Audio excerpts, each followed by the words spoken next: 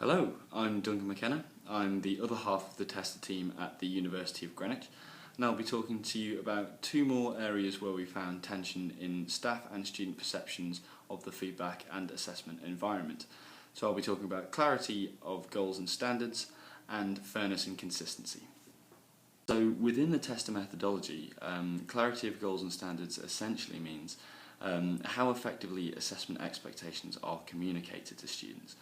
And this encompasses both the provision of formal expectations, for example marking criteria or marking grids, and also how well lecturers explain around and explain the implications of those elements of the feedback and assessment environment. So what do staff think about this? Essentially, they believe that the provision given to students is enough for them to work independently. Everything from assessment deadlines to guidance on how to complete the assessments is handed out in the handbook at the beginning of the year, as well as extra guidance on Moodle and some support sessions being run. The most common opinion from staff that we hear is that with all of this guidance, students simply must not be listening to the guidance given to them. So what about students?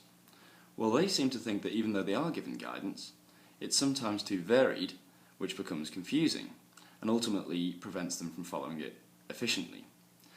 We have a couple of quotations here from students which are about referencing, but speak generally to their problems with the guidance given to them as a whole. I think there should be a general guide on how we should do the referencing, because they said to look at the Harvard system, and then we did, but when we followed it, they said it wasn't how to do it, so it was kind of confusing. Additionally, there also seemed to be some issues with consistency in the guidance the students were given.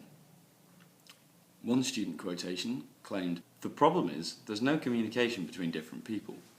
One lecturer will like their references done in one way and another person will like it another way, but they won't tell you, they just expect you to know."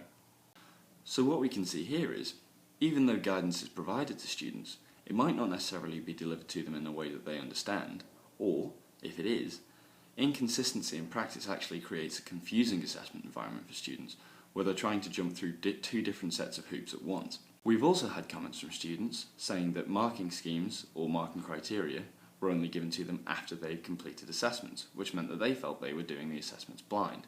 Or in other instances, marking criteria have been different in different places, meaning that students have been completing it with different criteria in mind. Ultimately, they seem to feel that although they are given guidance, the way in which it's delivered to them makes it confusing and hard to follow. So the situation that seems to develop is that staff seem to think that students know what they're doing, and students seem to feel that they aren't being given enough guidance on how to achieve what the lecturer wants from them. More often than not, when we delivered these student comments to staff, they responded with, "Well, we tell them and it's in the handbook." But students seem to say, "Who reads the handbook?" Or if they do, who remembers to go back to it when they're completing assessments later down the line? Ultimately, there seem to be issues with accessibility and consistency of guidance, which means that students struggle with it and staff think that the guidance is appropriate, but ultimately it isn't helping students in the way it needs to. In terms of fairness and consistency, there seem to be three major problem areas that came up during the process: marking, peer work, and outside modules. On peer assessments, staff generally held the opinion that students simply didn't like the process and thought it was a waste of their time, or that the lecturers were deflecting work from themselves by getting their students to mark their peers' work. This of course is not the original intention whatsoever, however it's what students seem to report. However, when we asked students, they actually felt that there were issues with the processes. For instance, when they were receiving a whole group grade, they felt that some students simply didn't pull their weight and that it was unfair that everyone received the same grade, even if it was a single individual dragging them down. Additionally, students felt that their peers might not mark properly in an effort to avoid offending them when it came to doing public peer feedback.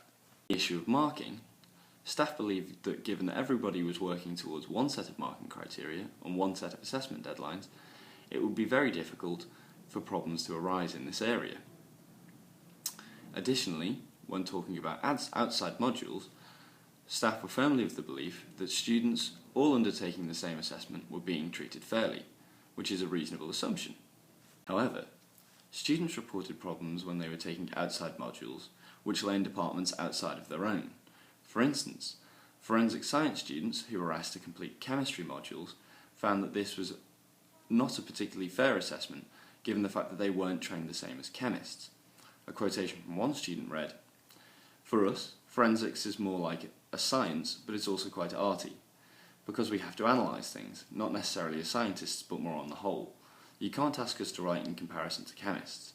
Even though we're on the same course together, our writing styles and the things we say are going to be completely different. It's hard for us to be able to match up to their grades and standards." In terms of marking, another student quotation said, "Fairness and consistency of marking are worries I have in regards to the course. What more, I doubt the objectivity of the lecturer's marking. Whilst this might sound just like the complaint of an individual, we did find instances where individual pieces of coursework had massive disparities between the two markers. This is not to imply that there is any problem with objectivity. However, it is more the fact that the markers have very different opinions about how to apply the criteria in the first place." Students also found there were issues with reporting, grouping, and structuring of assessment deadlines and assessments. They felt sometimes that they had far too much work to do all at once, the fact that deadlines came to them late, and even in some instances, the fact that deadlines were treated unfairly amongst different groups in the student body. A further quotation from a student to support this: "The last one we did was so unfairly done, with 2 sets depending on what letter you are in the alphabet. Half went in at 9 and half went in at 11.